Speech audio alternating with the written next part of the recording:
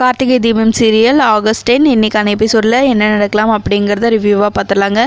நான் உங்களை எப்போ கூப்பிட்றனோ அப்போ நீங்கள் எல்லார் முன்னாடியும் உண்மையை சொல்லணும். அது வரைக்கும் நீங்கள் வெளியூருக்கு எங்கேயும் போகக்கூடாது அப்படின்னு கார்த்திக் மூர்த்தி புஷ்பா கிட்டேலாம் சொல்லிட்டு இருக்க அவங்களும் சரிங்கிறாங்க. அப்புறம் என்ன சார் இவங்களை அனுப்பிச்சிடலாம் அப்படின்னு சொல்ல சரின்னு சொல்லி அவங்கள போக சொல்லிடுறாங்க போலீஸ். உன்னை நடிச்சிட்டு வர சொன்னா நீ என்னடானா என்ன போலீஸ் ஸ்டேஷன் வரைக்கும் வர வச்சுட்ட, வீட்டில் அருவாளை தீட்டி வச்சிருக்க அப்படின்னு சொல்லிட்டு புஷ்பாவோட ஹஸ்பண்ட் அவங்கள கூட்டிகிட்டு போகிறாங்க.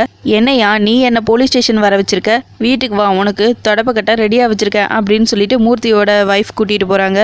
சார் நான் எந்த தப்பு பண்ணல சார், நான் யாரையும் கொலை பண்ணல சார் அப்படின்னு மகேஷ் சொல்ல எனக்கு தெரியும் நீ அதுக்கெல்லாம் ஒர்த் இல்லைன்னு சும்மா தான் சொன்னோம் அப்படின்னு போலீஸ் சொல்ல சார் என்கவுண்டர் அது இதுன்னு சொன்னீங்களே அப்படின்னு சொல்லி கேட்க உனக்கு ஆசையாக இருந்தால் சொல்லு ஒரே போடா போட்டுடுறேன் அப்படிங்கிறாங்க போலீஸ். இல்லை சார் வேணாம் அப்படின்னு சொல்ல சரி நான் எப்போ உன்னை கூப்பிட்டாலும் நீயும் வந்து உண்மையை சொல்லணுங்கிறாங்க கார்த்திக். சரின்னு மகேஷ் சொல்ல அவரையும் அனுப்பிச்சி விட்டுறாங்க.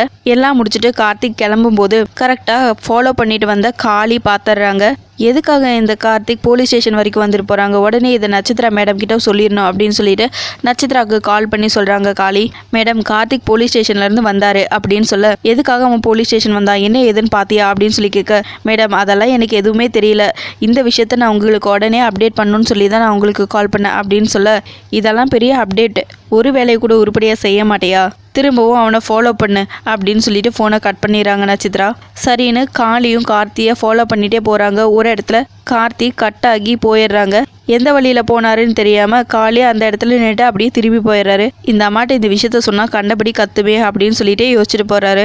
அதுக்கப்புறம் கார்த்திக்கு டாக்டர் கிட்ட இருந்து ஒரு கால் வருது, கதிர் முழிச்சிட்டாருன்னு சொல்லி. கார்த்திக்கும் சரி நான் இப்போவே வரேன்னு சொல்லிட்டு ஹாஸ்பிட்டல் போய் பார்க்குறாரு. என்ன டாக்டர் கதிருக்கு கான்சியஸ் வந்துருச்சா அப்படின்னு சொல்லிட்டு டாக்டர் கிட்ட போய் கேட்க அதெல்லாம் நல்லாவே வந்துருச்சு, அவர் இப்போ நல்லா இருக்காரு, நீங்கள் உள்ளே போய் பார்க்கலாம் அப்படின்னு சொல்ல கார்த்திக் உள்ளே போய் பார்க்கவும் கதிர் வந்து ரொம்ப தேங்க்யூ சார், நீங்கள் என் உயிரையே காப்பாற்றிருக்கீங்க அப்படின்னு சொல்ல அதெல்லாம் இருக்கட்டும் இதில் என்ன இருக்குது அப்படின்னு கார்த்திக் கேட்க இல்லை சார் நான் உங்களுக்கும் நிறைய துரோகம் பண்ணிட்டேன், தீபா சிஸ்டருக்கு ரொம்ப பெரிய துரோகம் பண்ணிட்டேன் அப்படின்னு சொல்ல சரி தீபாவுக்கு துரோகம் பண்ணேன்னு சொன்னீங்களே என்ன தப்பு பண்ணிட்டீங்க அப்படின்னு சொல்லி கேட்க நான் அவங்க கல்யாணத்தில் நட்சத்திரா சொன்னது எல்லாம் கேட்டு அவங்களுக்கு எதிராக நிறைய பச்சை போய் சொல்லிட்டேன் அப்படின்னு சொல்ல சரி நட்சத்திராக்கும் உங்களுக்கும் என்ன சம்மந்தம், நீங்கள் 2 பேரும் ஃப்ரெண்ட்ஸ் தானே அப்படின்னு சொல்லி கார்த்திக் கேட்க இல்லை சார் நாங்கள் 2 பேரும் லவ்வர்ஸ், ஆனால் நான் மட்டும்தான் அவளை சின்சியராக லவ் பண்ணியிருக்கேன், ஆனால் அவள் என்னை லவ் பண்ணவே கிடையாது, நான் அவளை சின்சியராக லவ் பண்ணனால தான் மற்ற எல்லா பிரச்சனையை விடவும் தீபா சிஸ்டர் பிரச்சனையில் அவளுக்காக நிறைய ஹெல்ப் நான் பண்ணியிருக்கேன்,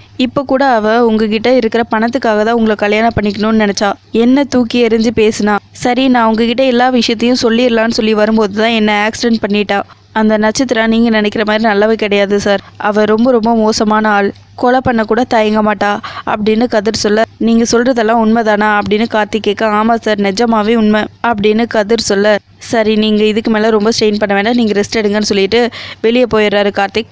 திரும்பவும் உள்ளே வந்து சரி என் நட்சத்திராவோட அப்பா அம்மாவா இருந்தாங்கள்ல அவங்க இப்போ எங்கே இருக்காங்க அப்படின்னு சொல்லி கேட்க சார் அது ஒரு ஃப்ராடு ஃபேமிலி சார், அந்த அம்மா எங்கே இருக்காங்கன்னு தெரியாது, அந்த ஆள் வந்து இங்கே தான் பக்கத்தில் இருக்காருன்னு சொல்லிட்டு அட்ரஸ் எல்லாம் சொல்ல சரின்னு கார்த்திக்கும் நோட் பண்ணிக்கிறாரு. வெளியே வந்து நின்று கார்த்திக் யோசிச்சுட்டு இருக்க இப்போ ஓகேவா கார்த்திங்கிறாங்க டாக்டர். சார் நீங்கள் தான் எனக்கு ரொம்ப பெரிய ஹெல்ப் பண்ணியிருக்கீங்க, உங்களுக்கு தான் நான் தேங்க்ஸ் சொல்லணும் அப்படின்னு சொல்லி கார்த்திக் சொல்ல நான் பண்ணது சின்ன ஹெல்ப் தான், ஆனால் நீங்கள் எனக்காக இப்போ ஒரு ஹெல்ப் பண்ணணும் அப்படின்னு சொல்ல என்ன ஹெல்ப்புங்கிறாங்க கார்த்திக். நீங்கள் என்னோட ஹாஸ்பிட்டலில் என்னை ட்ராப் பண்ணணும் அப்படின்னு சொல்ல வாங்க சார் நான் ட்ராப் பண்ணுறேன், இதெல்லாம் ஒரு ஹெல்ப்பா அப்படின்னு சொல்லிட்டு கார்த்திக் கொண்டு போய் டாக்டர் அவங்க ஹாஸ்பிட்டலில் ட்ராப் பண்ணுறாங்க.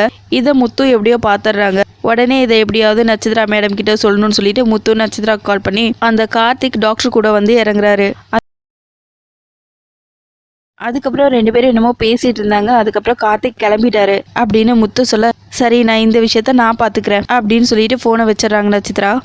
கார்த்திக் நான் குடும்ப குத்து விளக்கா அப்பாவி பொண்ணா உன் வீட்டுக்கு மருமகளா வரலான்னு நினைச்சா நீ இவ்வளோ சீக்கிரம் எல்லா விஷயத்தையும் தெரிஞ்சுக்கிட்டியா அப்படின்னு சொல்லிட்டு ரொம்ப கோவமாக யோசிச்சுட்டு இருக்காங்க நட்சத்திரா. அதுக்கப்புறம் கார்த்திக் தனியாக ஒரு இடத்துல நின்று யோசிச்சுட்டு இருக்காங்க. அப்போ கரெக்டாக போலீஸ் வராங்க.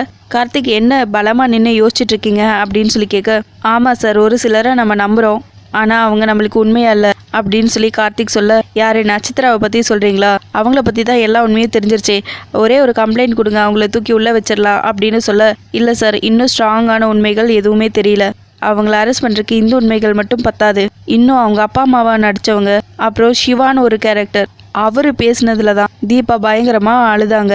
இன்னும் அது என் கண்ணுக்குள்ளேயே இருக்கு.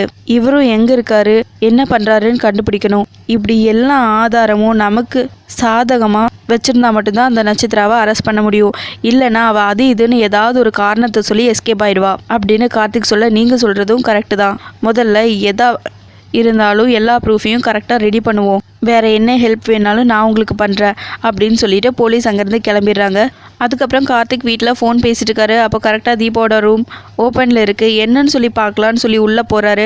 லைட்டை போட்டு பார்க்கவும் தீபா அப்படியே குளிரில் நடுங்கிட்டு இருக்காங்க. அதை பார்த்து ஏசி எல்லாம் ஆஃப் பண்ணிவிட்டு போய் பெட்ஷீட் எடுத்து போற்றி விட தீபா உடனே டக்குன்னு கார்த்திக் சார்னு சொல்லிட்டு எந்திரிச்சிடறாங்க.